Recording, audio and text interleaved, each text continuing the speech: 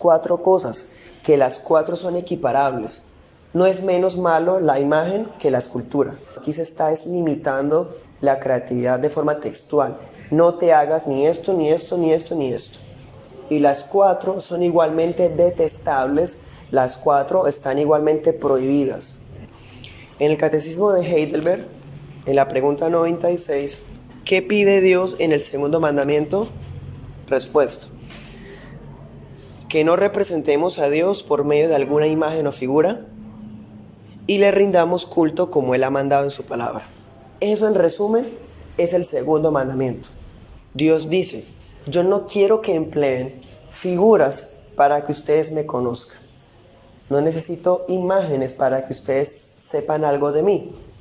Y de la misma manera como está diciendo qué no hacer, nos está diciendo qué sí hacer. Es decir, que le rindamos el culto como Él lo ha establecido y no con nuestra imaginación. Entonces, la clave para entender ese mandamiento es el contexto. La posición que tiene el mandamiento en los 10, o por lo menos en la primera tabla. Si hacemos una lectura simple y fideísta, pietista, legalista, Dios está prohibiendo hacer alguna ilustración. Es mala la actuación, es malo el teatro, es mala la música, y empieza a satanizarse el arte. El mandamiento no está pensando en eso. No está prohibiendo expresiones artísticas. Estás limitando la creatividad en algún punto de la vida, en algún área, en algún asunto. ¿Cuál? Los asuntos religiosos. Si, por ejemplo, esculpimos una estatua del libertador Simón Bolívar, como le llaman la historia de Colombia, eso no es idolatría y eso no está prohibido en Deuteronomio ni en Éxodo. Porque Simón Bolívar no es objeto de culto ni tampoco está representando al Señor. El primero nos dijo: pongamos la mirada en el Dios verdadero. Los otros son dioses, con D minúscula, pequeños, ridículos.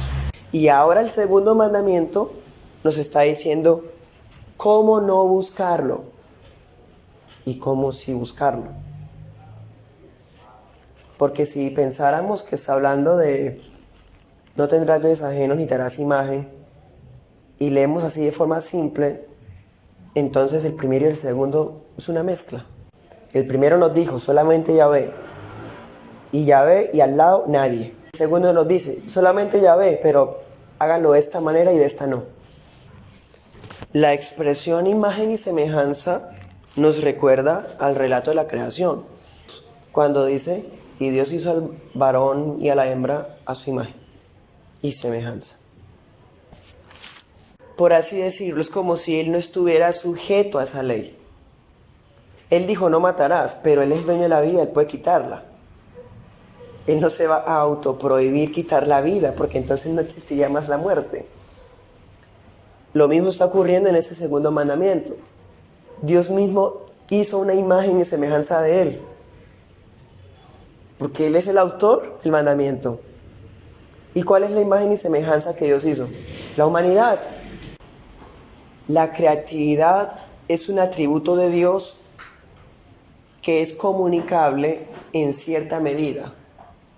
Dios nos dio la inteligencia, nos dio la creatividad, la iniciativa para crear diseños, para hacer formas, en fin. Pero el segundo mandamiento está limitando esa capacidad. Quiere decir que la creatividad es un atributo incomunicable en algunas cosas. El único que puede hacer la imagen de Dios es Dios. En cambio, nosotros, por más inteligentes y creativos que seamos, no tenemos capacidad de diseñar, ni siquiera de imaginar cómo es Dios. ¿Cómo es Dios? Dios es espíritu infinito. Es una descripción más bien cualitativa. No es tantos centímetros, la curva tal, de línea recta tal, no. Nosotros conocemos a Dios por sus atributos, no por sus formas, porque Dios es espíritu. ¿Puede acaso un dibujo contener todo lo que es Dios? Salomón dijo, ni los cielos de los cielos te pueden contener. ¿Puede esa inmensidad ser contenida en una escultura? Pero, por ejemplo, los musulmanes critican al cristianismo porque nosotros creemos que Dios se hizo hombre. Entonces ellos dicen, ¿cómo es posible que ese Dios infinito sea capaz de... Volvemos a lo mismo. Dios es el autor de la ley y Él es el único que es capaz de lograr ir por encima de su ley. Él es capaz de contener toda la infinidad de la deidad en un cuerpo, que es Jesús. En el cuerpo de Jesús está contenida la plenitud de la deidad, dice Colosenses. Pero no fue obra humana, fue la mano misma de Dios, pues dice la Escritura, el Espíritu vino sobre la niña María, la doncella, y el santo ser que nacerá será llamado Hijo de Dios. Por eso, toda su gloria en el cuerpo de un hombre, sin dejar de ser hombre, sin mezclar sus naturalezas, ni poner una encima de la otra. Génesis 5:3 nos está diciendo que Adán engendró un hijo conforme a su propia imagen, conforme a su semejanza. Miren, Dios hizo a Adán a imagen y semejanza de Dios. Pero cuando Adán engendra un hijo, el hijo nació a la imagen de Adán. Adán tampoco fue capaz de reproducir la imagen y la semejanza de Dios. Juan 1:18 dice, a Dios nadie lo ha visto jamás. Nosotros podemos hacer arte con base en lo que vemos, en lo que tenemos cerca, en lo que oímos. Pero siempre usted ve la zarza en fuego, la nube en el día, la voz que se escuchó del cielo. Nunca usted ve alguna aparición estilo ovni. La cosa que Dios detesta es que utilicemos nuestros talentos y nuestras capacidades artísticas para tratar de representarlo. A Dios eso le resulta ofensivo. ¿Por qué? ¿Acaso no le agrada nuestra arte? Si nosotros intentamos equiparar a Dios con algo, estamos limitando su deidad. Estamos simplificando al Dios infinito en un objeto. Nosotros sabemos que Él es Padre, pero Él es muchísimas más cosas, no basta una. Entonces, si Dios permitiera que hiciéramos imágenes de Él, sea del Padre, del Hijo o del Espíritu Santo, estaríamos realmente comparándolo con la imagen de otra cosa o con la semejanza de algo más. Isaías 40:18. ¿A qué pues harán semejante a Dios? ¿Con qué lo compararán? Y empiezas a hablar de forma satírica. Dice, el escultor hace una imagen de fundición. El platero la recubre con oro. Le funde cadenas de plata. El que es pobre, para ofrecer tal ofrenda, escoge una madera que no se pudra. Se busca un escultor experto para que le haga una imagen que no se tambalee. ¿Acaso no saben? ¿Acaso no han oído? ¿Acaso no se les ha dicho desde el principio? ¿Acaso no han comprendido la fundación del mundo?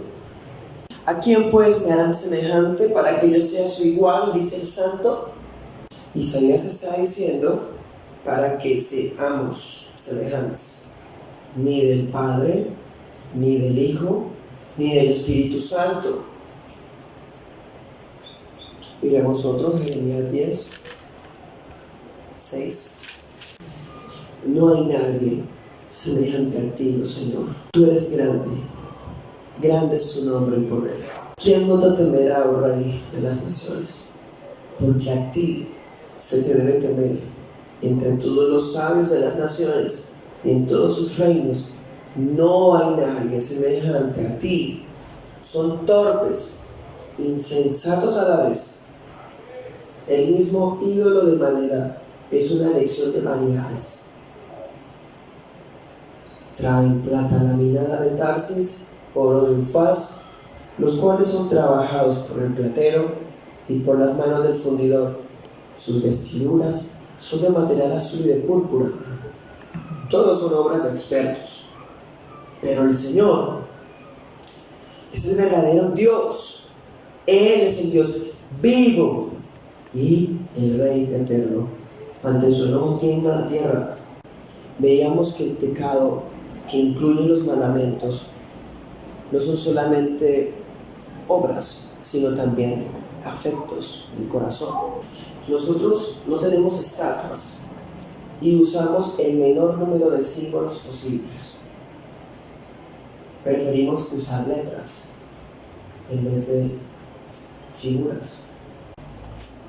Pero no significa, hermanos, que esté prohibido entonces hacer una representación de carácter teatral de alguna escena bíblica, por ejemplo, o que esté mal hacer un dibujo de una escena que sí está escrita en la Biblia. Por ejemplo, cuando el Espíritu viene en forma como de paloma y vamos a dibujar esa escena, eso no es idolatría, porque estamos representando algo que está textual, ¿sí? Distinto es que ustedes y yo pensemos siempre que el Espíritu Santo es una paloma. Eso es idolatría, porque estamos equiparando al Espíritu de Dios con un pájaro. Entonces, si vamos a hacer una representación de la Navidad bíblica y dibujamos a un bebé, eso no es idolatría. Distinto es que después de 2000 años sigamos diciendo divino niño, porque ya no se está representando una escena bíblica, sino a una deidad. Ahí sí está el problema. Entonces, si Dios se puede limitar, entonces no es Dios. Entonces, volvamos a lo que decíamos ahorita. El único que puede reproducir la imagen de Dios es Él mismo. Lo hizo cuando creó al ser humano. Génesis 5:1. Dios creó al hombre a su imagen. ¿Sí? Pero ahora, ¿será que no conservamos la imagen de Dios? ¿Sí? Todavía conservamos la imagen y la semejanza de Dios. Y mucho más los creyentes, los hermanos. Leamos Efesios 4:24. Dice: vístanse de nuevo hombre que ha sido creado a semejanza de Dios en justicia y santidad de verdad. Cuando nacemos de nuevo, el Espíritu Santo nos adopta como hijos de Dios.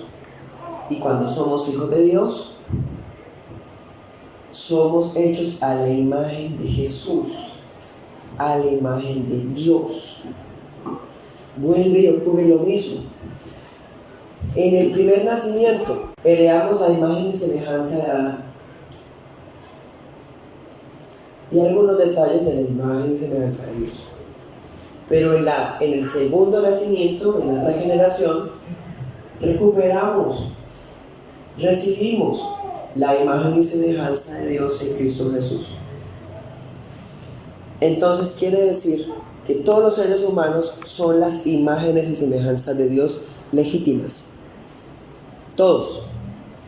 Hermanos, la humanidad, sea como nazca, como venga, es imagen y semejanza de Dios. Pues los cristianos mucho más, porque representamos a Cristo y es la imagen de Cristo la que está en nosotros. Entonces ya no solamente somos imagen y semejanza por ser humanos, sino ahora somos imagen y semejanza por ser hijos de Dios.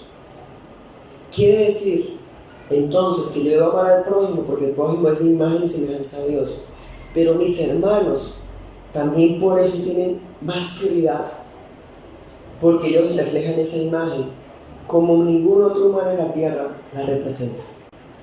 pero hay alguien que tiene la imagen y semejanza de Dios en forma perfecta. Versículo 2 dice: el Hijo, por medio de quien hizo el universo. Versículo 3: Él es el resplandor de la gloria de Dios, la expresión exacta de su naturaleza.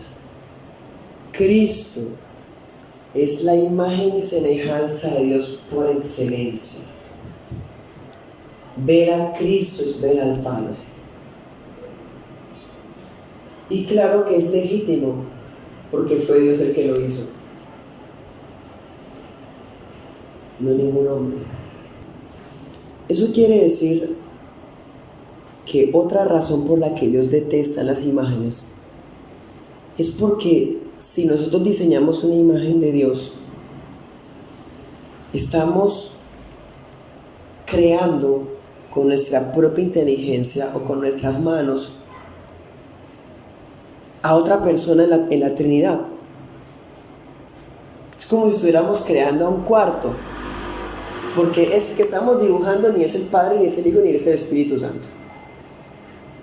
Entonces estamos dibujando a otra persona, además de las subsistencias presentes en la Santísima Trinidad.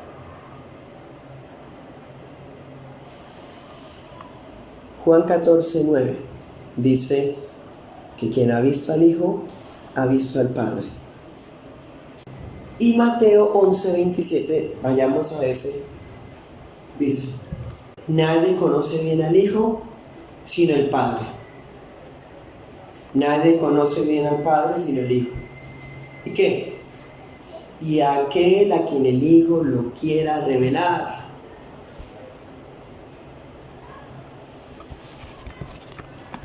Si nosotros tenemos a nuestros niños, si nosotros tenemos a las personas aspirantes a membresía y a bautismo, si nosotros estamos evangelizando en la calle, si nosotros estamos predicando en la iglesia, no tenemos autorización de hacerlo empleando estatuas, de enseñar con base en figuras o en dibujitos e imágenes de la Santísima Trinidad. Porque esas imágenes no revelan a Dios. El único que puede revelar a Dios es Dios. El Padre revela al Hijo. El Hijo revela al Padre. El Hijo revela al Padre a quien Él quiere, sin mediar ninguna imagen.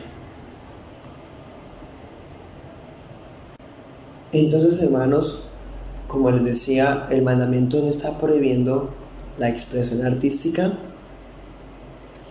pero sí declara categóricamente que ni la metalurgia, ni la escultura, ni la pintura, ni cualquier otra manifestación del arte, ninguna de las 8 bellas artes pueden graficarnos a Dios. Ninguna. Nuestra creatividad es incompetente para contener la imagen divina. El hecho de que poseamos talentos artísticos de cualquiera de las 8 bellas artes no significa que sea un permiso para hacer las imágenes.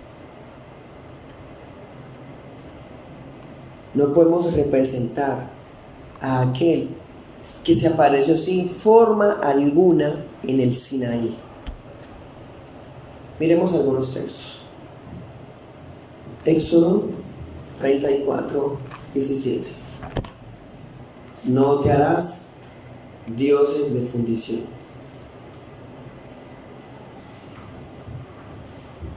Todavía no hemos llegado ahí, pero ¿se acuerdan cuando Aarón esculpió el becerro?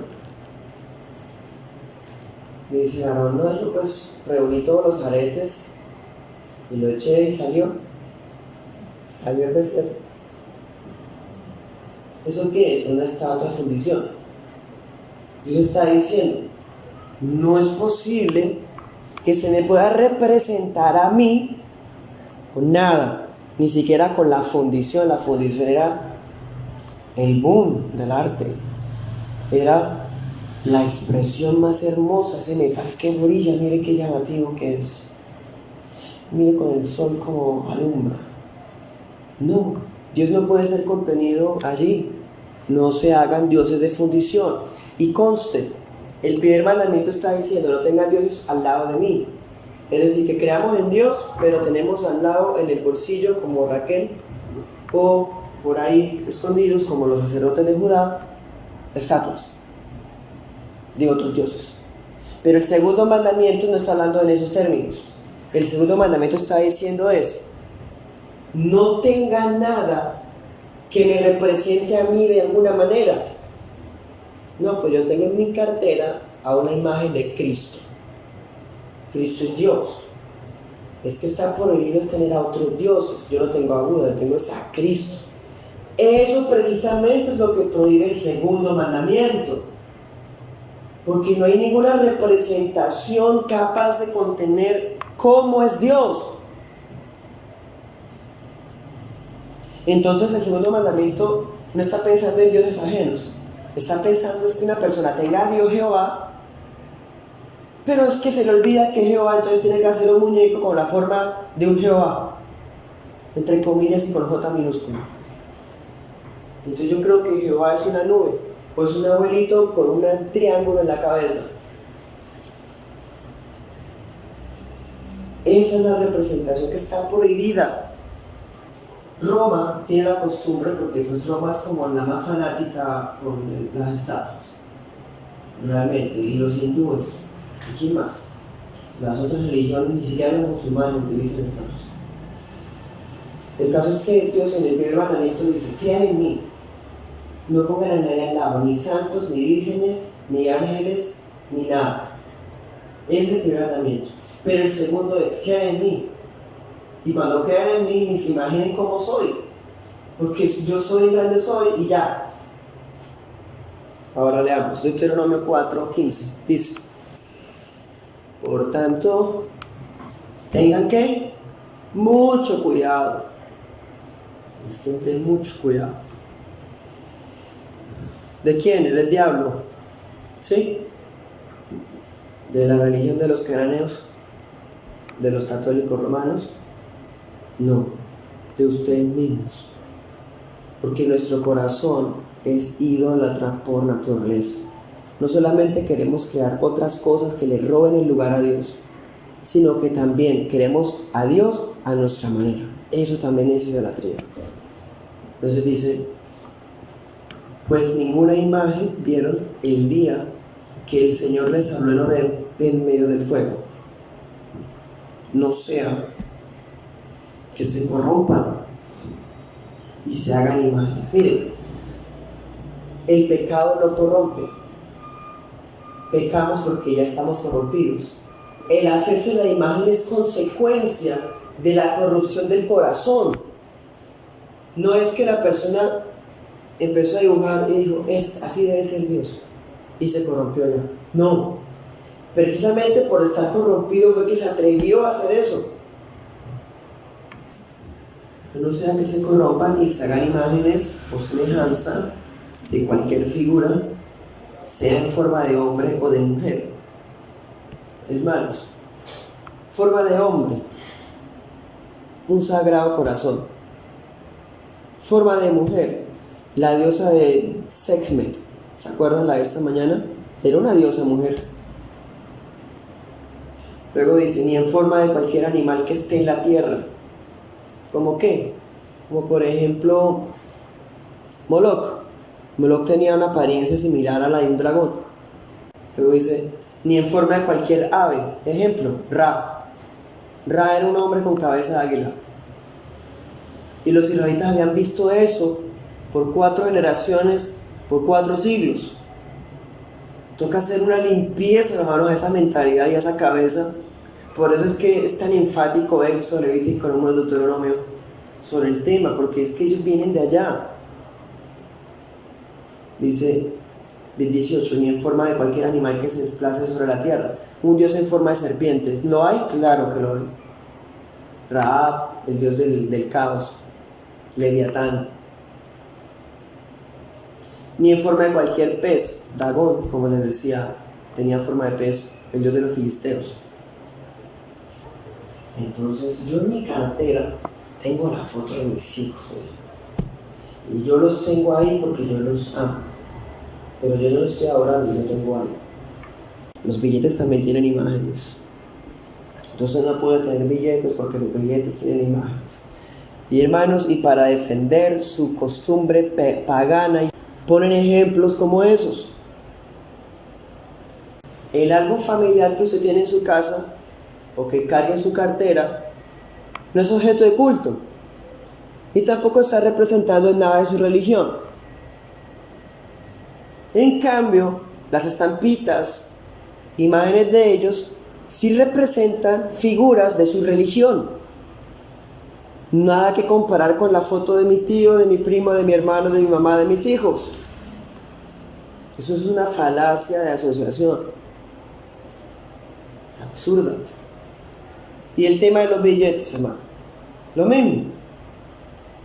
Ni sabemos el rostro de quién es. Empezando por eso.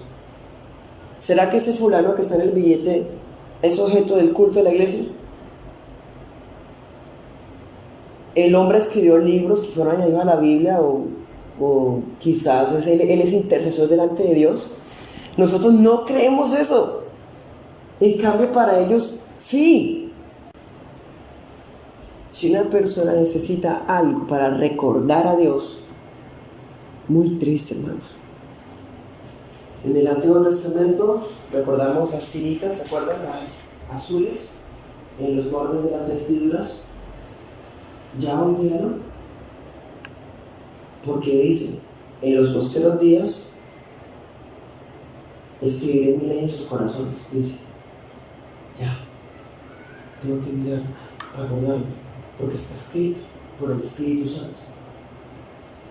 Así que si un creyente, a estas alturas de la gracia de Dios en Cristo, necesita algo para recordar a Dios, uy, hermanos, qué triste, qué malas noticias para esa persona, seguro que es inconverso. Usted tiene que ver un símbolo para acordarse de Dios, qué triste. No es que yo veo la cruz para acordarme, está vacía, no, está vacía. Pues hermanos, tener la cruz en sí no está mal. Pero si esa cruz es un elemento para usted acordarse de su fe, eso está mal.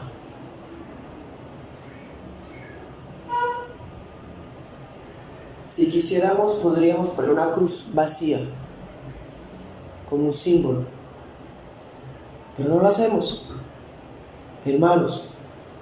Y si tuviéramos ese símbolo en nuestra iglesia, y la gente empieza a verlo con respeto y reverencia, y cuando se acerca y le da como cosa tocarlo, chocarse con él, eso es idolatría, es un palo, no representa a Dios. Es un problema de afectos, hermanos. ¿Por qué les aterra tanto a las personas que mantienen ídolos el trato que se les da a esos objetos? No que no lo representan, si no lo representan, ¿por qué les duele o se ofenden o se enojan si pasa algo con esos objetos? Porque realmente ese es su Dios, un Dios que sí puede ser contenido en una imagen, un Dios que aunque dicen que es el Señor Yahweh, no es Yahweh. Hermanos, no es la primera vez en la vida humana que alguien ha tratado de dibujar a Dios o de representarlo. Tenemos el caso de Aarón, cuando hizo el becerro. ¿Qué más dijo Aarón? En Éxodo 32, hijos de Israel, estos son los dioses que te sacaron de Egipto. Aarón está creando un Dios nuevo, tan bueno es, ¿no? Aarón es un buen pastor porque él complace a su gente. Así la gente le pide algo que no es bíblico, a él no importa, él quiere complacerlos, tenerlos contentos a todos. Un buen pastor que es. Ahí sí lo aman, como dicen, no, que me muera.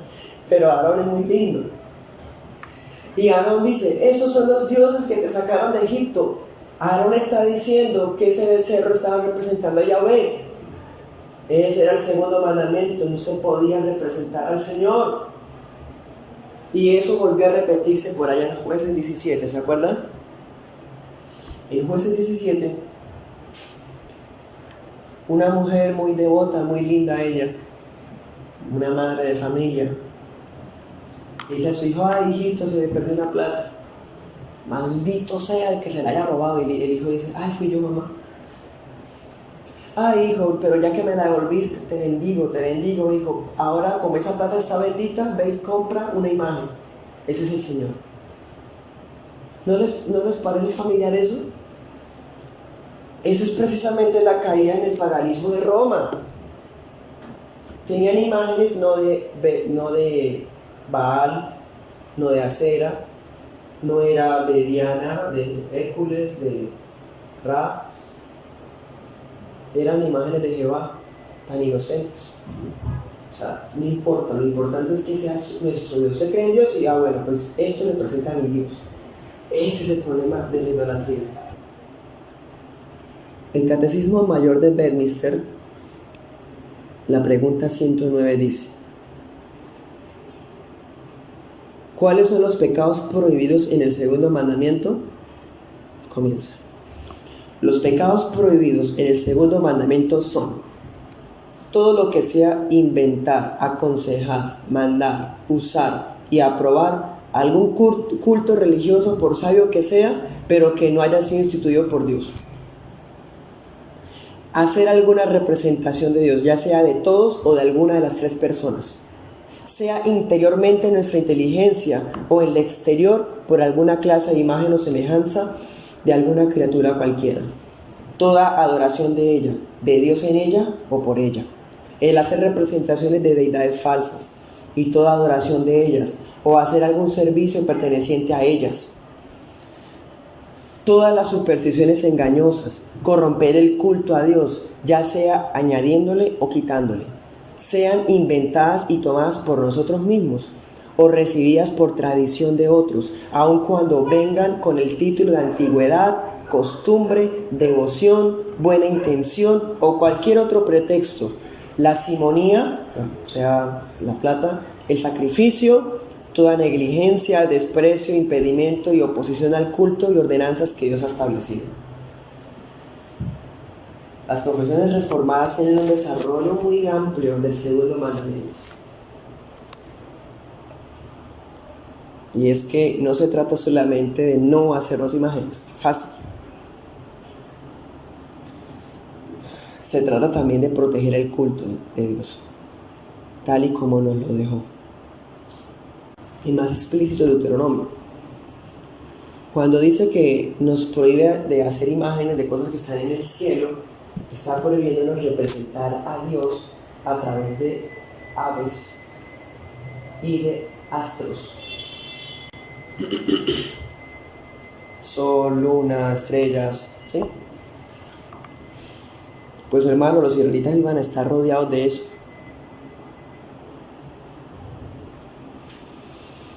También significa, hermanos, que no tenemos derecho a imaginarnos cómo es el cielo. Entonces, hay algunos fulanos que van de tour al cielo de vez en cuando, y cuando llegan del tour, vienen aquí y cuentan lo que hay. Cuentan que hay relojes, que María está en tal lado, que Noé tiene la barba tal, que Job está vestido de esta manera, que mira que hay un agua que tal cosa, que hay una montañita y unos tigres. Y bueno, hermanos, se cae ese tipo de visiones de una con los 10 mandamientos.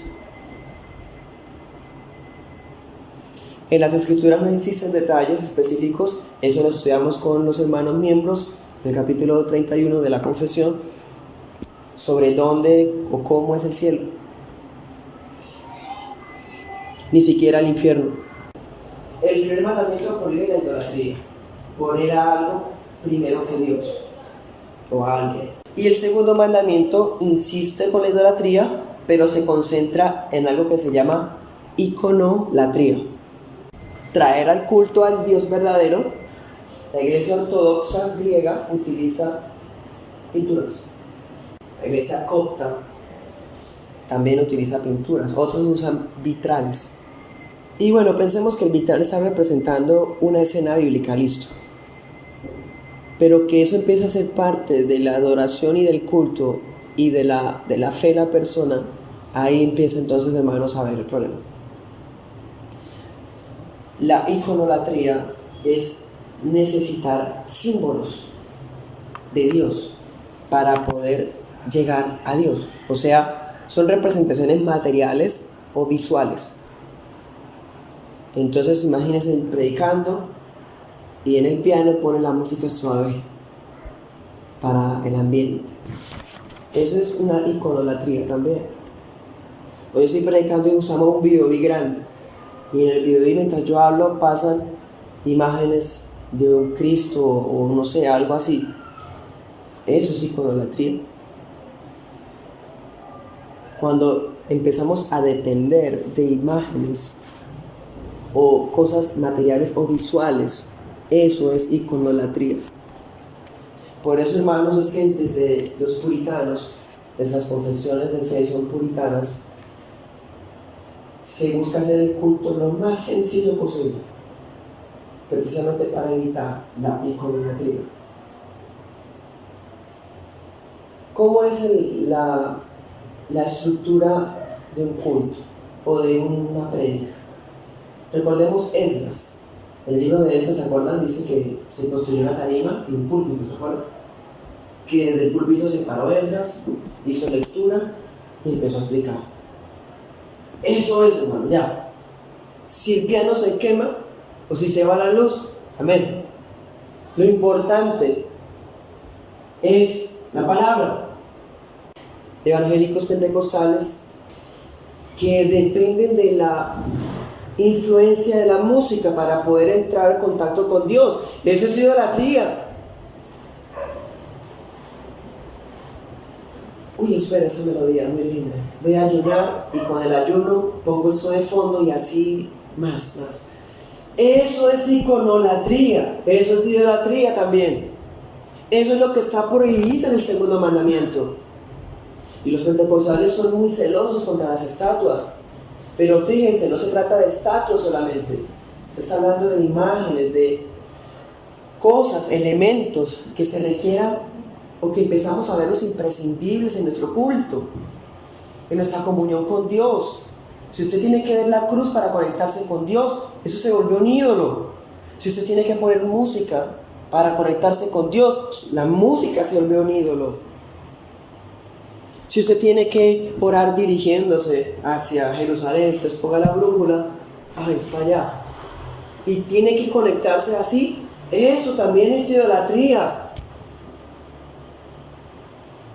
En fin, dense en cuenta, el segundo mandamiento no solo prohíbe hacer dibujos, estatuas, está prohibiéndonos todo aquello que interfiere en mi relación con Dios. Dios no necesita un intermediario por medio del cual yo con esto me acuerde de Él, o algo que lo represente a Él. Solamente tenemos a Cristo, porque Cristo es Dios, y solo Cristo tiene la imagen de Dios. Pero aparte de Cristo y el Espíritu Santo, no hay nada más. Ni el pastor, ni la membresía, ni el nombre de nuestra iglesia, ni nuestra confesión. Nada de estas cosas son objeto de culto, ni las necesitamos imprescindiblemente para tener comunión con Dios.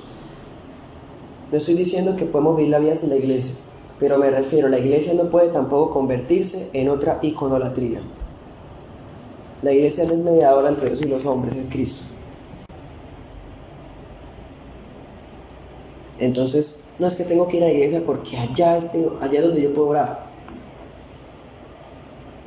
Aquí es el lugar por excelencia. Bienvenido, hermano. Pero si usted no ora en su casa y espera hasta llegar a la iglesia, hay un problema, quizás de idolatría.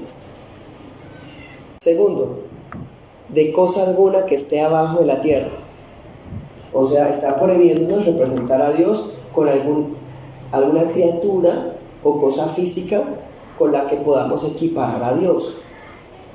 Entonces ahí menciono lo que estaba diciendo, símbolos, ambientes, colores. Eso quiere decir que si yo me visto de cierto color, voy a tener más comunión con Dios que de no la otra. Exactamente. Eso es, aparte del legalismo, idolatría.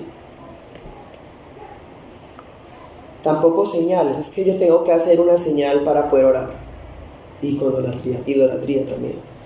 Tengo que pedir una señal al Señor. Hermanos, mire, hasta este tipo de cosas. Tenemos a la palabra única y suficiente. Debemos evitar a toda costa utilizar señales para tomar decisiones. A toda costa tienen que evitarse esas cosas. Eso se puede convertir muchas veces en un medio de idolatría, porque para conocer la voluntad de Dios yo no tengo que hacer una señal, sino que tengo que ir a esta señal. Números, el 7. Es que el 7 es el número de la perfección. Entonces vamos a poner 7 estrellas en el logo de la iglesia. 12. No, hermanos.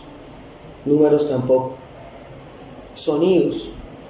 Cualquier cosa creada que se convierta en un medio para acercarnos o para conocer a Dios o a su voluntad es un ídolo. Dios es invisible y no nos ha dado figuras. Nos dio al Hijo, quien es la imagen perfecta de su sustancia, y nos da al Espíritu, quien nos guía a través de su palabra a toda verdad. Otro tipo de cosas. Horarios. A las 3 de la mañana, como hay más demonios, y es como que el cielo se abre a esa hora, entonces usted tiene que levantarse a las 3 de la mañana a orar. ¿Se ha escuchado eso? Yo sí. Esa es la hora, eso es idolatría. ¿Cómo así? O sea, ¿qué pasó con las otras horas del día? ¿Dejó Dios de ser Dios a las 9? La mediación de Cristo es en horario laboral. Hermanos, por favor. ¿Y de quiénes hemos escuchado eso sino de cristianos supuestamente evangélicos? Eso es idolatría, hermanos, también. Otro ejemplo, hay que orar en una montaña. Entonces, si oramos en una montaña, entonces ahí más hermoso, vemos las estrellas, oramos a la intemperie, aire libre, eso es más fácil. Eso es idolatría. Cristo dijo, vendrá la hora y ahora es cuando ni en este monte ni en Jerusalén adorarán al Padre, y lo adorarán en espíritu y en verdad. Ese pasaje también refuta que tengamos que dirigirnos hacia Jerusalén. Ya no es Jerusalén. No es que yo fui a un tour a Jerusalén y conocí donde Cristo estuvo, yo me tomé una selfie ahí. Ahora yo puedo orar y tengo más unción. Eso es idolatría. Porque para poder usted conocer más a Dios y acercarse más a Él, tuvo que hacer eso. Ese tour es un ídolo. Entonces, vean, hermanos, este mandamiento está cubriendo muchas cosas. Tercero, tampoco de cosa o criatura que esté en las aguas debajo de la tierra. Ese pasaje no está diciendo que haya vida subterránea. Tampoco está diciendo que el infierno queda debajo de la tierra. Este pasaje lo que está hablando es que el agua está a un nivel debajo de la tierra. Por eso se dice a tantos metros por debajo, por encima del nivel del mar. ¿Sí? Porque aún desde tiempos antiguos el mar está dibujado como que está bajo la tierra, y que no podemos equiparar a Dios con un animal acuático. Pregunta 108 del Catecismo Mayor de Bedminster. ¿Cuáles son los deberes requeridos en el segundo mandamiento? Los deberes requeridos en el segundo mandamiento son recibir, observar y guardar puros y completos todo el culto religioso y las ordenanzas, tales como Dios las instituyó en su palabra, y con especialidad la oración y las acciones de gracias en el nombre de Cristo, y el oír, leer y predicar la palabra, la administración y recepción de las ordenanzas, el gobierno y la disciplina de la iglesia, el ministerio y el sostenimiento del mismo, los ayunos religiosos, jurar por el nombre de Dios, hacer votos a Él, así como también el desaprobar, detestar y oponerse a todo culto falso, y conforme al estado y llamamiento de cada uno, destruirlo, así como a todos los objetos de la idolatría. No te inclines ante ellos, ni les rindas culto, porque yo, el Señor tu Dios, soy Dios celoso, quien no tolerará que entregues tu corazón a otros dioses. Extiendo los pecados de los padres sobre sus hijos. Toda la familia, los que me rechazan, queda afectada. hasta los hijos de la tercera y la cuarta generación. Entonces ahora en la segunda parte está diciéndonos que no nos inclinemos ni las honremos.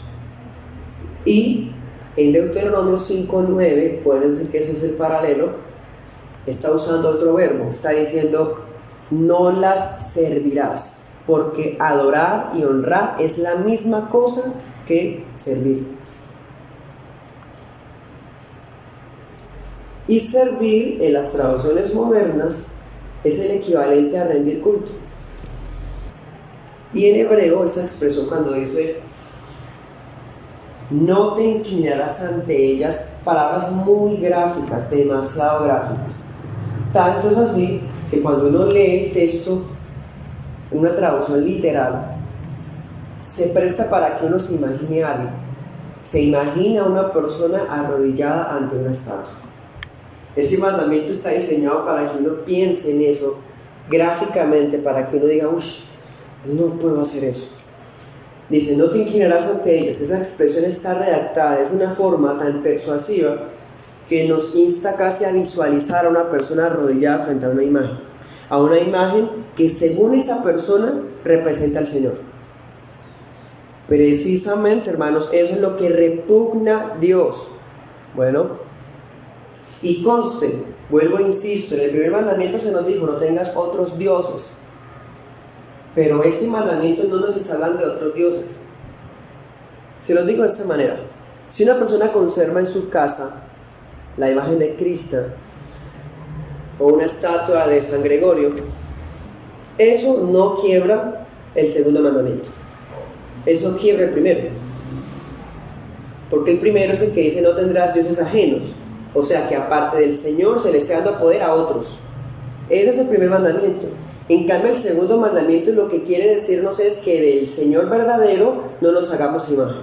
Bueno, es decir, si hacemos una estatua, una imagen, una foto, una escultura del Sagrado Corazón o de un Cristo transfigurado y lo vemos con reverencia, eso es el segundo mandamiento ser transgredido. Eso es idolatría del segundo mandamiento. Y con idolatría, una persona puede decir, por ejemplo, no, es que yo no estoy dibujando a Dios, yo estoy haciendo una representación de su amor. Entonces el Sagrado Corazón, un corazón casi goteando y que luz sale de ahí. Los atributos de Dios son inseparables de Él. Así que hacernos imagen de uno de esos atributos también es idolatría. Por ejemplo, para mí la gracia es como tal cosa. Yo me imagino una cosa, un paisaje tal cosa, me imagino una forma tal cosa. Eso es el segundo mandamiento prohibido. Lo que prohíbe, pues, el segundo mandamiento. ¿Para qué servían las estatuas? Realmente son muchos los propósitos. Uno puede ir, por ejemplo, en un taxi, o en Uber, o Drive, y pasamos al lado de una capilla romana, y el conductor, quien sea católico romano, va a hacer muchas veces y va a darse un beso en la mano. ¿Cuál es el propósito de tener, no sé, en el bus la imagen de la patrona de los conductores? ¿Cuál es la razón de ser de que una persona tenga un escapulario con ciertos símbolos bajo una bendición de otra persona, o agua bendita, o aceite ungido, porque eso es la moda ahora? Todas estas cosas son nada más y nada menos que fetiches, cosas dedicadas a la brujería, al santerismo y a la idolatría, evidentemente. En los tiempos antiguos, cuando se tenía una estatuilla de Acera o de Baal, ¿para qué se tenían? Para rendirles culto en cualquier momento del día. Si Baal es dios del rayo y Acera la fertilidad, y está haciendo mucho calor, pues entonces usamos las dos estatuillas y empezamos a hacer danzas, griterías, o si no, cortarse como hacían los profetas de Baal, o si no, bueno, en fin, hermanos, cuántas cosas no se han hecho por el paganismo. Fíjense, la razón de ser de todas esas actividades es tener control. El ejemplo de la persignación. ¿Para qué el hombre hace eso? Para no accidentarse, pensemos.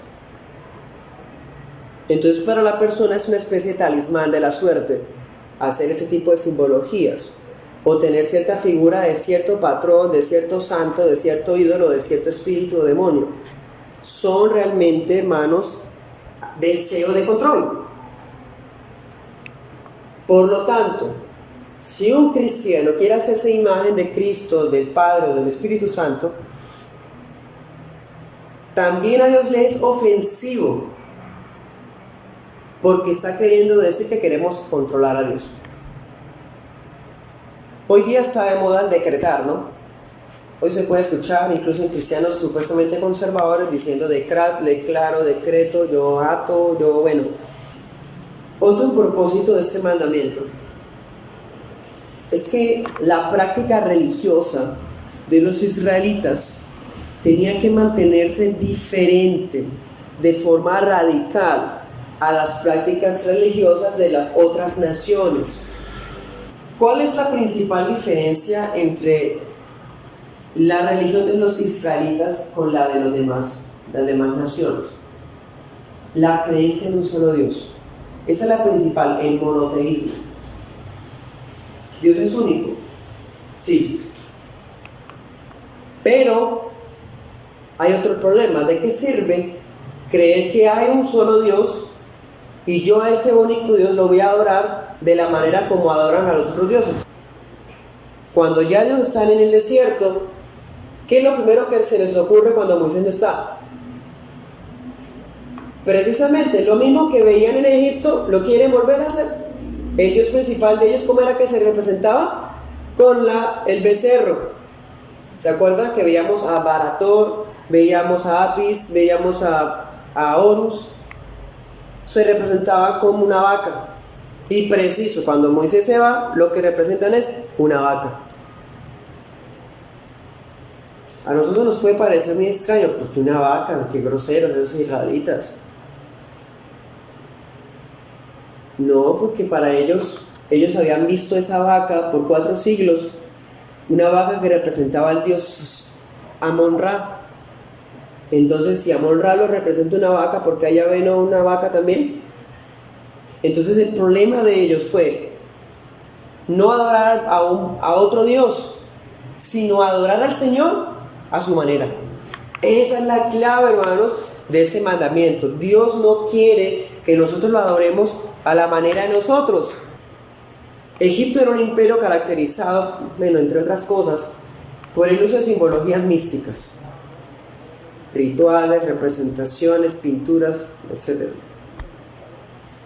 Los israelitas debían evitar a toda costa traer esas cosas a la adoración del Señor. Si yo veo que a la empresa le funcionan las técnicas de marketing, si yo veo que a la música vende más, si yo trato cierta temática o cierto ritmo, si yo veo que cierto lenguaje es influyente en la juventud afuera y utilizo esos mismos elementos para traerlos adentro, ¿qué estoy haciendo sino lo mismo que los israelitas estaban haciendo? Traer los elementos exteriores, los elementos que Dios no autorizó, los elementos que Dios no pidió para adorarlo supuestamente a Él. Dios detesta ese tipo de culto que se le quiera dar, por más lindo, hermoso, bien intencionado que quiera hacerse. Nosotros, hermanos, igual que los israelitas, no tenemos derecho a adorar de la manera como los demás lo hacen con sus religiones, con sus opiniones. ¿Cómo es que la Iglesia del Señor admite hoy géneros musicales en el culto, modas, estilos de la cultura del mundo? Pues hermanos, el Señor aborrece que lo tratemos como si Él fuera similar a los ídolos muertos. Como si Él fuera similar a los ídolos muertos de los paganos inconversos. O sea, los inconversos adoran a Dios a su forma y se supone que estando convertidos vamos a adorar a Dios como los inconversos lo adoran. Dios abomina eso, hermanos. Miremos Deuteronomio 12:30. Hace algunos años, de una congregación, el líder de alabanza cogió la guitarra y empezó a hacer ritmo. Y pues se nota que era una canción secular. Y esa guitarra solo la tocaba yo para la alabanza, para cantar alabanzas. Y yo, no, porque eso es del Señor. Yo no lo veo así. Esa fue la defensa de él, yo no lo veo así. Entonces yo le dije, ¿eso no es traer fuego extraño? Dijo, no, yo no veo de esa manera, yo lo interpreto así. ¿Qué dice Deuteronomio 12:30? Dice, guárdate de que no caigas en la trampa siguiendo el ejemplo de adoración de las otras naciones después que hayan sido destruidas delante de ti. No indagues acerca de sus dioses diciendo, ¿de qué manera rendían culto estas naciones a sus dioses? Para que también yo haga lo mismo. No actuarás de esa manera con respecto al Señor tu Dios. Ciertamente ellos hacen con sus dioses todo lo que el Señor aborrece. Hermanos, no, yo no lo veo así. No lo ve así, pues Dios sí lo ve así. Voy a citar al doctor L. Thompson. Murió en 2011. Abro comillas. Caín, como nos indica Génesis 4, pensaba que Dios era fácil de complacer. Todo lo que se necesitaba era recoger unas viandas y llevárselas en sacrificio. Pero la Escritura dice que Dios no miró con agrado a Caín y a la ofrenda suya. Claramente, Caín estaba totalmente equivocado en cuanto al concepto que tenía de cómo era Dios. Cierro comillas. ¿Cuáles fueron las consecuencias contra Israel por transgredir el segundo mandamiento? Hay que ser ciego, hermano, para no darse cuenta que el Antiguo Testamento, aquel pecado que más y más y más ataca, es la idolatría.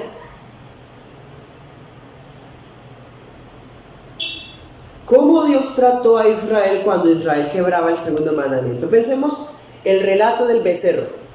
Todos los que habían participado de la fiesta fueron asesinados por los levitas. ¿Qué más pasó? Moisés cogió el becerro, lo derritió, ¿se acuerdan? Lo machacó y lo volvió polvo y lo aplicó en el agua. Entonces los israelitas empezaron a tomar becerro de oro. ¿Qué más pasó en ese mismo capítulo? Dios hirió al pueblo con una plaga y muchos murieron ese día. ¿Les parece que es algo que se pueda tomar sencillo? Como decir, yo no lo veo así. ¿Se puede tomar a la ligera, hermanos, la adoración y el culto al Señor? El trato que uno le da a las cosas sagradas de la palabra. Otro ejemplo, el relato de Jueces 17. Estos son ejemplos que ya había puesto antes. Cuando Micaía tenía la estatuilla que compró con la plata que la mamá le obsequió. ¿Qué pasó ese día, hermanos? Y conllevó a que una guerra civil. La guerra civil casi extingue a la tribu de Benjamín. ¿Cómo termina el libro de Jueces? Cada uno hacía lo que a él le parecía. Israel del norte, Jeroboam, hijo de Nabat, para que los israelitas no fueran al templo, construyó un becerro en Betel, otro templo en Dan.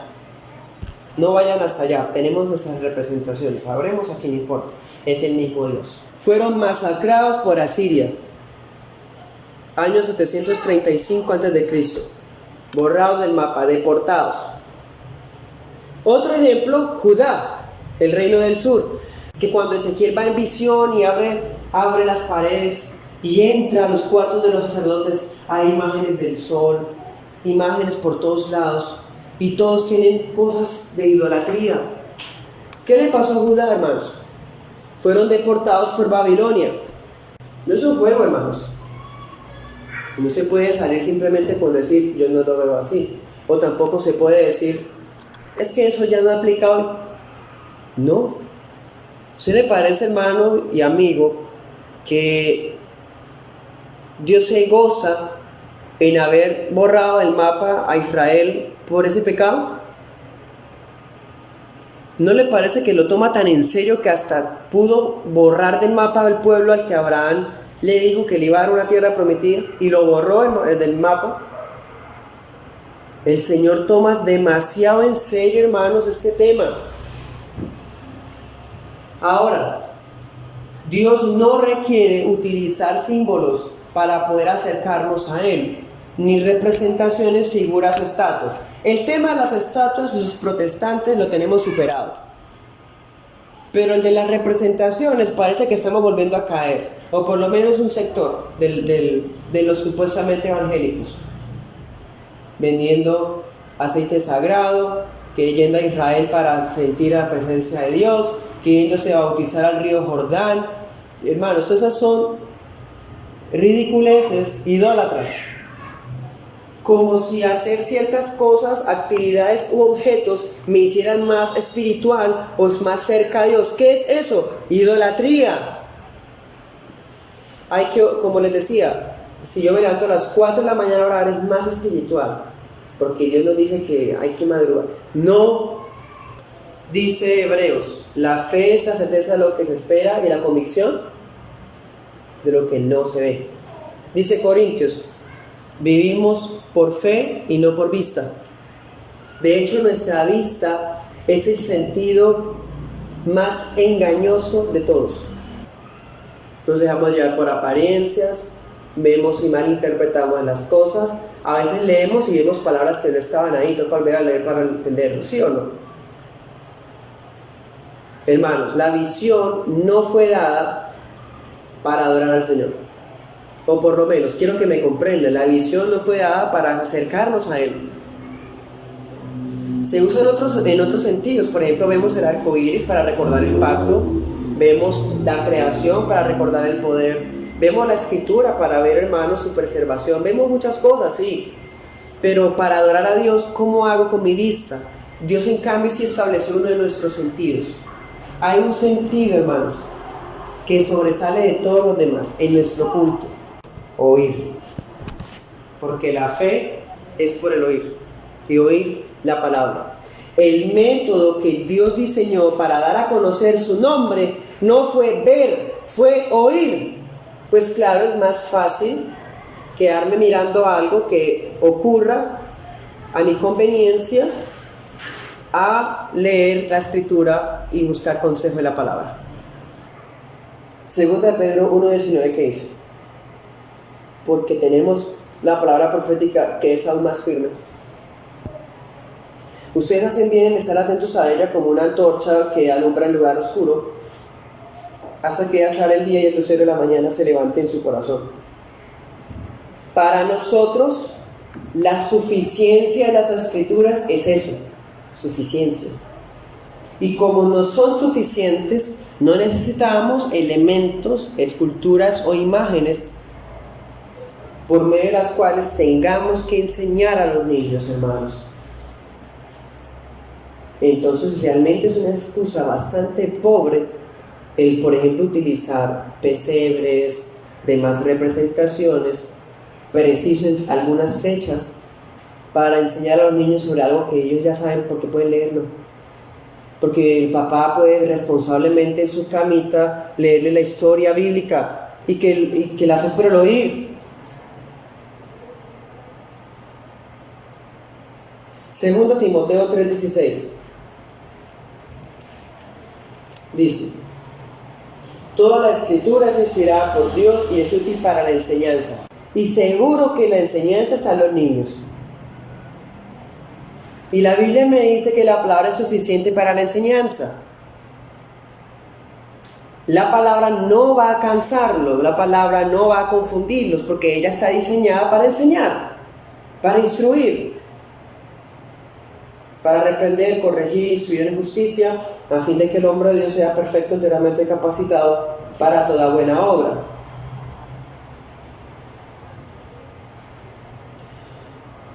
Si queremos emplear imágenes para la enseñanza, si quisiera, hermanos, tampoco quiero que me malentiendan en ese sentido. Si usáramos un video empleando figuras o fotos de fondos, pensemos, alguna vez yo utilicé en una prédica, me acuerdo que de Filipenses, sobre la carrera hacia la perfección. No sé si ustedes quizás estaban. En esa prédica se habla de que, bueno, la carrera de 100 metros, y pues puse una imagen de un hombre corriendo los 100 metros. Eso es una imagen, hermanos, que en ninguna manera quiebra con el orden de la escritura, porque no está dibujando a la deidad, ni tampoco está siendo parte del culto. Ese elemento, si quitamos eso, que ya lo quitamos para siempre, no me agradó realmente, no me gustó, y la iglesia se disminuyó en algo o aumentó por haber usado esa imagen, no es necesaria realmente. Nos basta la exposición de la palabra. Yo personalmente creo que no necesitamos emplear figuras de fondo que me ayuden a darle ambiente al mensaje. Esa es mi posición personal en cuanto a la predicación expositiva. Si la predicación expositiva es lo suficientemente clara y profunda, no necesito ayudas externas como imágenes. Hay otros hermanos pastores, como por ejemplo el pastor de Barcelona, el hermano Paz, el hermano usa Vidovit para especialmente citar versículos. Si yo usara en alguna ocasión de mi vida el Vidovit, sería para transcribir versículos. Y hasta lo pensaría, hermanos, porque ¿por qué no traen Biblia? Dios dijo, es por predicar la palabra. Dice, la locura de la predicación, 1 Corintios. La fe es por el oír, Romanos 10. ¿Cómo oirán si nadie les predica? Romanos también 10. Id y predicad, Marcos 16. Y hacer discípulos, Mateo 28. No me habla de otra metodología, hermanos. Yo no puedo creerme más sabio que el Señor, trayendo a su metodología que Él inspiró herramientas para ayudarlo. Entonces traigamos psicología, traigamos el marketing a la iglesia, porque tenemos que actualizarnos. No, hermanos, el culto es intocable. La predicación expositiva es más que suficiente para estos fines. La disciplina de Dios tuvo que purificarlos a mano fuerte, hermanos. Pero ¿de qué forma fueron ellos guardados? Porque acuérdense que los israelitas fueron dispersos. Si ellos estaban en lugares paganos, ¿de qué manera ellos no se contaminaron? ¿Saben cómo? Por el establecimiento de las sinagogas. En las sinagogas, ¿qué ocurría? ¿Qué había en las sinagogas? ¿Había danza en la sinagoga? ¿Había estatuas en la sinagoga? ¿Había lúdicas en la sinagoga? No. ¿Qué había? Predicación. ¿De qué? De la Torá. Torá. Los niños no sabían la palabra de memoria. Entonces, por medio de oír la palabra, fue que ellos fueron preservados de volver a caer en idolatría. Escuchar la palabra, hermanos, es el método que Dios ha inspirado para guardar a su iglesia. Bueno, no ver. El mandamiento no está excluyendo de nuestra oración solamente las representaciones o simbologías externas. Está, hermanos, también guardándonos en nuestra vida secreta también. Miremos Deuteronomio 27:15. Maldito el hombre que haga una imagen tallada o una imagen de fundición, obra de mano de escultor, lo cual es abominación al Señor, y la guarde en oculto. Y todo el pueblo responderá y dirá: amén.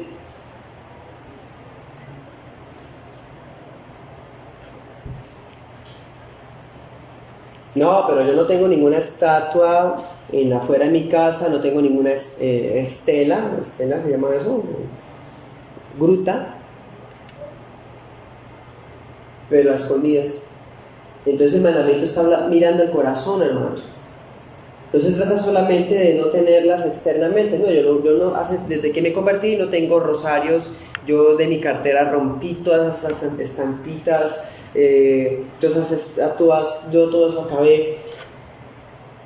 Pero hermanos, recordemos el caso de los sacerdotes en el libro de Ezequiel. Tenían estatuas en sus habitaciones, en lo secreto. Entonces dice la palabra: maldito el que las guarda en secreto. Y no solamente en secreto por allá escondido, hermano, también en el corazón. Porque el corazón, hermanos, es el lugar donde hay más secretos. Ahí, hermanos, también podemos tener escondidos ídolos. Entonces no solamente está hablando físicamente, está hablando también incluso en la imaginación. El Señor quiere guardarnos, hermanos, también en nuestra mente. Porque no nos olvidemos, el corazón es la fuente de la idolatría. Y necesitamos ser regenerados para poder escapar de esto. Porque el ser humano adora por instinto. Todos somos adoradores. La cuestión es ¿qué adoramos? Todos somos adoradores. El ateo es adorador, el romano es adorador, el bautista es adorador, el hindú es adorador. Todos somos adoradores. La cuestión es ¿qué es lo que adoramos? Y aún nosotros como hijos de Dios todavía tenemos tendencia a adorar a la criatura y no al Creador. Por eso la palabra nos dice, huye, huye. Acuérdense una vez cuando mirábamos la temática sobre idolatría. 1 Corintios 10:14 dice, huyan de la idolatría. 1 Juan 5:21 dice, hijitos, guardaos de los ídolos. Es un problema que también estaba en las iglesias del Nuevo Testamento. No se superó, hermanos, con Israel. Y si no, miremos a Roma. ¿Cómo empezó Roma, hermanos? Roma no empezó así. Fue poco a poco culturizándose por lo de alrededor, hasta que terminó adoptando la metodología de culto de las otras religiones para adorar a Dios, el Dios verdadero, con el culto de los dioses falsos. ¿Vamos ustedes y yo a caer en lo mismo otra vez? ¿A confiarnos de que ya eso se superó con Israel? No, hermanos. No en vano, eso está en el segundo mandamiento. Vimos al primero, ahora está en el segundo. Para Dios es súper importante. Primera y segunda prioridad. Y ya que este pecado está esculpido en nuestra mente y se consuma con nuestras manos, Dios en su palabra nos habla al corazón. Romanos 12:1. Y nos dice esto: les ruego por las misericordias de Dios que presenten sus cuerpos como sacrificio vivo, santo y agradable a Dios, que es el culto racional que ustedes deben dar. No se conformen a este mundo, más bien transfórmense por la renovación de su entendimiento. El Señor entonces nos dice, sean renovados en su entendimiento. La forma como nosotros vemos las cosas tiene que ser modificado, y eso es una obra del Espíritu Santo. Sin eso, hermano, vamos a seguir pensando igual. No vamos a ver el problema. Vamos a decir que, yo no lo veo así. Eso es lo que vamos a decir, porque estamos pensando igual que los demás. Vamos a decir, pero eso no es tan malo, eso tampoco hay que ser tan al extremo. ¿Por qué? Porque estamos entonces adaptados a este mundo. Pero si somos renovados en el espíritu, en nuestro entendimiento, en nuestra mente, podremos, hermanos, luchar con más fuerza contra esa tendencia idólatra que hay en nuestro corazón. Solo así vamos a adorar al Señor adecuadamente. No te inclinarás ni las honrarás, porque yo soy Jehová tu Dios, fuerte, celoso. ¿Sí? Dios justifica la prohibición del segundo mandamiento en atributos de Él. Dice, yo soy celoso. Eso es un atributo de Dios, los celos. Pero ¿qué decía ahí? Yo soy Jehová, su Dios, fuerte y celoso. Su Dios. Yo soy suyo, dice el Señor. Y por eso siente celos. La palabra hebrea que usa aquí para celos es la misma que está en Cantares 8. ¿Se acuerdan que en Cantares 8 habla de los celos? En Cantares 8 dice que los celos son como un fuego que no se puede apagar. Eso siente Dios por nosotros. Eso siente Dios por nosotros, hermanos. Él se ha declarado nuestro Dios, somos su propiedad y Él es de nosotros también. Oponernos a esto es actuar en forma contraria, es levantarnos contra el fuerte. Dios dice, porque yo soy su Dios fuerte. ¿Qué es eso? Una amenaza, hermanos. Es fuerte. ¿Vamos a ser más fuertes que Él? ¿Seremos más fuertes que Dios? Mi hermano. El Señor impone su poder contra sus enemigos, pero también contra una esposa que le es infiel.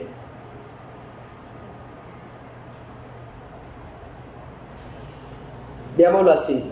Si el Señor se entregó por su esposa hasta morir en una cruz, la santificó, la embelleció y la glorificó, ¿cómo puede ella poner sus ojos sobre otro que no sea Él, hermanos? ¿Qué siente el Señor? Celos. Celos vivos, fuertes y potentes. Que están dispuestos a consumir, hermanos, las cosas. Porque Él es digno. Ahora, este atributo no es una excitación furiosa solamente.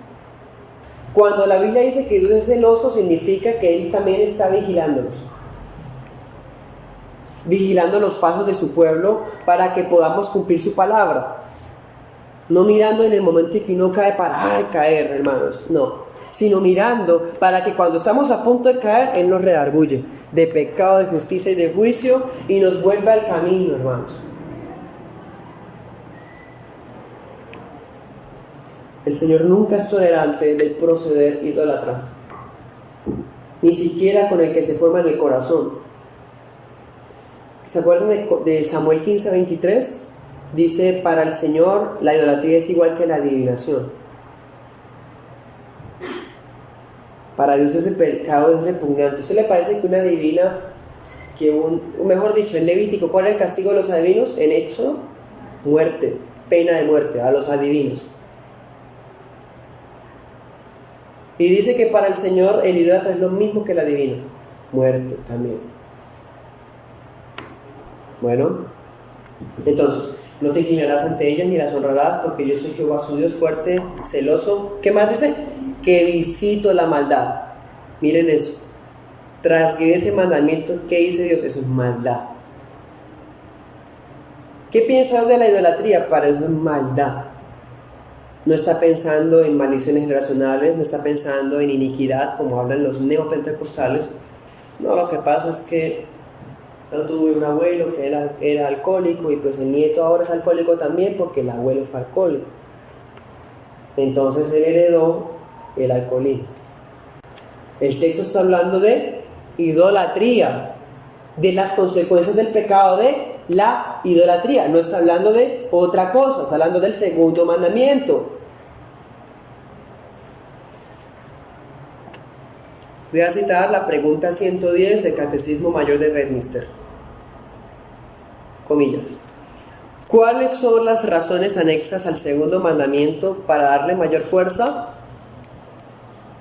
Las razones anexas al segundo mandamiento y que le dan mayor fuerza están contenidas en estas palabras. Yo soy Jehová tu Dios, fuerte, celoso, que visito la maldad de los padres sobre los hijos hasta la tercera y cuarta generación de los que me aborrecen. Eso es para reforzar el mandamiento. Y son por lo tanto la soberanía y propiedad que Dios tiene sobre nosotros, el celo ardiente que tiene por su propio culto, su indignación vengativa contra todo culto falso, y por ser un libertinaje espiritual, reputando a él a los quebrantadores de ese mandamiento como personas que le odian, y los amenaza con castigarlos tanto a ellos como a sus generaciones. Y estimando a los que lo guardan fielmente como a personas que lo aman y cumplen sus mandamientos, a las que prometen misericordia tanto para ellas como para sus generaciones. Cierro comillas. Hermanos, vimos fuerte, celoso y ahora visita la maldad, idolatría. ¿Qué es idolatría? Hemos visto idolatría de esculturas, representaciones, iconolatría de ambientes externos o elementos o símbolos. Cuando una generación se dedica a esa maldad, paga las consecuencias de ese pecado porque Dios es celoso. Y los hijos de ellos también van a pagar las consecuencias de ese pecado. Eso es lo que sí está diciendo ese texto. ¿Sí? Hermanos, la santidad del Señor persigue con justicia el pecado, en tal medida que los efectos del pecado de la idolatría de los padres recaen sobre sus descendientes. Ejemplo, en el libro de Números, ¿se acuerdan que Dios dijo que juro que no entrará ninguno de los que salieron de Egipto y verá la tierra buena que yo les prometí? Ninguno entró, ¿cierto? Solamente pues Josué y Caleb. Y los hijos, ¿qué dice ahí mismo en el capítulo? Dios dice, y sus hijos llevarán la carga de las consecuencias de su pecado por 40 años. ¿Quiénes son los que pecaron? Con idolatría, con rebeldía, con todo lo que hicieron ellos, hermanos. Los israelitas de Éxodo. Pero los hijos tienen que cargar con consecuencias de su pecado porque tienen que esperar 40 años para poder ahí sí entrar con Josué. Vean, hermanos, eso es lo que se refiere. Está hablando de consecuencias de ese calibre, no de cosas, iniquidades en la sangre o algo por el estilo, o demonios transferidos en familias o hermanos. Esas cosas es espiritismo. No es lo que la Biblia está enseñando realmente. Miren, para eso es maldad. Por eso Él amenaza al que caiga en este pecado en afectar a los hijos de sus hijos de sus hijos. Es decir, llega hasta los bisnietos. Y efectivamente, hermano, miremos para atrás nosotros. ¿Qué pasó con nuestros bisabuelos? ¿Qué creían ellos? ¿Qué eran ellos, idólatras? Y todas nuestras generaciones antepasados pagaron las consecuencias de su idolatría, hermanos. Eso es innegable. Entonces todo aquel que no solamente es idólatra por ser romano, por ser tener estatuas, sino también por hacer un culto antibíblico, por hacer un culto extraño, eso también a Dios le es desagradable, y Dios dice, al que haga eso también sus generaciones serán afectadas. Porque Dios ve que los que hacen eso son malvados. En cambio, aquellos que guardan su adoración de forma correcta, ¿cómo les dice? Volvamos al texto. Fuerte, celoso, que visito la maldad de los padres y los hijos hasta la tercera y cuarta generación. ¿De qué? De los que me aborrecen. O sea, Dios ve que los que quiebran el segundo mandamiento odian a Dios. Pero que guardo la misericordia de millares, de los que me temen, los que me aman y guardan mis mandamientos. Dios ve que aquellos que queremos adorar al Señor de la mejor manera, bíblicamente, sin más, hermanos, Dios nos ve como aquellos que sí lo aman, como aquellos que sí le temen. Por eso Dios a nosotros no nos amenaza. Dios nos dice, extenderé mi misericordia, y no hasta los bisnietos, sino hasta para siempre, porque dice 1000 generaciones. Porque la misericordia de Dios es más grande que la ira.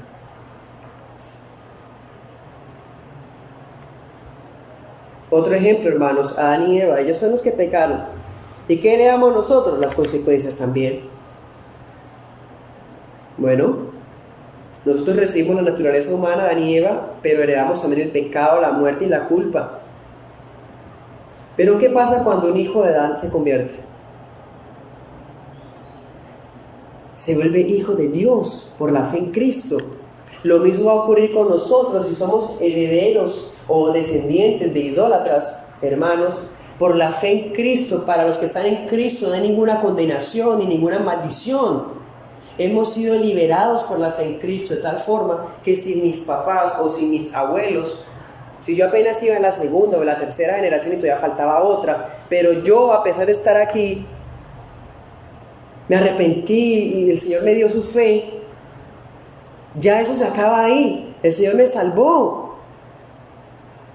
Ahora yo no voy a pagar las consecuencias de mis padres que sean idólatras actualmente, o de mis abuelos que sean idólatras actualmente, porque el Señor me liberó y ahora yo soy hijo de Dios, ya no de ellos sino de Dios. Por eso es que las maldiciones generacionales no son bíblicas. Esa herejía la enseña especialmente la carismática, esa secta, y hacen los encuentros es precisamente para cortar con las maldiciones generacionales. Si los padres suyos son idólatras y usted es un cristiano redimido, la maldición de sus padres no va a recaer sobre usted, porque se supone que usted es cristiano. Usted es cristiano por la fe en Cristo, entonces no hay más maldición. Ni tampoco los pecados de ellos los transfiere a usted, no. Ni tampoco entonces, como usted salió de la ecuación, le saltan a sus hijos. Tampoco.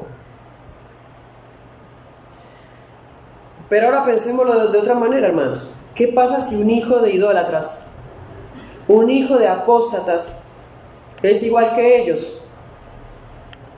Pues, ¿qué dice la palabra? El Señor visita la maldad de los padres sobre los hijos hasta la tercera y cuarta generación de los que lo aborrecen. Eso no lo vamos a quitar de la Biblia, hermanos, está ahí. Pero ese hijo va a sufrir las consecuencias del pecado suyo propio y de sus padres, pero especialmente el suyo propio. Porque él va a pecar igual que sus padres, porque es el ejemplo que recibió. Porque fue lo que ha visto de sus padres. Porque fue lo que aprendió de ellos. Y no por influencia de algún demonio o algo por el estilo. Bueno, hermanos, nosotros heredamos de nuestros padres tradiciones, prácticas y elementos que entran en esta prohibición. Y las heredamos y las vimos por la vía del ejemplo. Lo vimos muchas veces. Pero ahora el Señor nos ha llamado. No debemos pensar que la divinidad sea semejante a oro o plata o piedra, escultura de arte o imaginación de hombres. Preciso, ahí está el resumen. Por eso, aunque antes Dios pasó por alto los tiempos de la ignorancia, en ese tiempo manda a todos los hombres en todos los lugares que se arrepientan. ¿Principalmente de qué? De esta idolatría. De esa idolatría, porque eso es lo que hemos heredado. Jeremías 16:19. ¿Qué dice? De nuestros padres heredamos vanidad. ¿Cuál vanidad se refiere el profeta? Ídolos. Pero ahora, hermanos, íbamos en ese trayecto, en ese mismo camino de perdición con ellos. Y miremos Isaías 30. Isaías 30:21. Dice: entonces tus oídos oirán, mire, oír, estas palabras. Este es el camino, anden por él, ya sea que se haya a la derecha o a la izquierda. Y considerarás inmundas tus imágenes talladas cubiertas de plata y tus imágenes de fundición revestidas de oro. Las tirarás como trapo sucio y le dirás: fuera de aquí. Así éramos nosotros, hermanos. Íbamos ahí heredando las mismas estatuillas, las mismas esculturas, imágenes, representaciones y cultos de nuestros antepasados. Y cuando íbamos en ese mismo camino, la palabra nos habló a las espaldas, porque le estábamos dando a la espalda la palabra, y nos dijo: ese no es el camino, es aquí, por la palabra. Y fuimos, hermanos, y cuando regresamos al Señor y vimos toda esa inmundicia que teníamos, ¿qué hicimos con todo eso, hermanos? Fuera, como trapo sucio, hermanos, como inmundicia. Miremos Salmos 16:4. Se multiplicarán los dolores de quienes se apresuran tras otro Dios. Yo no ofreceré sus sacrificios de sangre y ni con mis labios mencionaré sus nombres. Miren eso. ¿Qué es? Celo. Celo. David está diciendo: se apartaron del Señor. No quiero ni mencionar el nombre de esas personas. Se apartaron para honrar a otros dioses. No quiero ni que esos dioses estén en mi boca. Porque Él ama al Señor, hermanos. Versículo 5. Señor, eres la porción de mi herencia, mi copa. Eres tú.